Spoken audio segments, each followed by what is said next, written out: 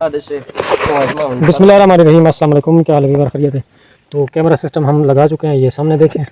और ये कैमरा है एलसीडी के ऊपर, और डीवीआर सिस्टम जो है ये बोर चेक कर रहे हैं। अभी 12 की केसिंग है, ये सामने देखें, आपको क्लियर नज़र आ रहा होगा।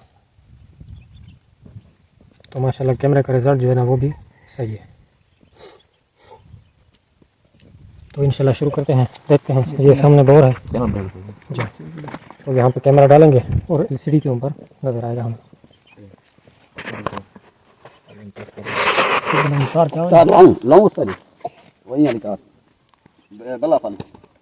कैमरा कुछ एलसीडी पे नज़दीक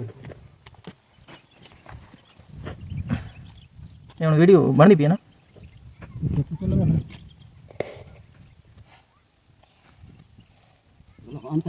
नहीं, ठीक है। हाल बंद कर दे वीडियो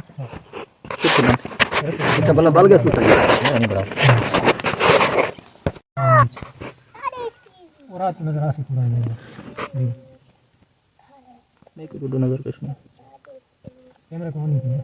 हाँ कैमरा को क्लियर 74-75 फुट दो तक मोटर कर दी। अच्छा 74-75 को तले भी नहीं।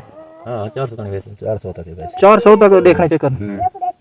मोटर तो बड़ी है तो पीछे मोटर नहीं होना रोला फिल्टर फट सकता है 280 घेड़ फिल्टर है पीछे मोटर जो नो फिल्टर पड़ेगा।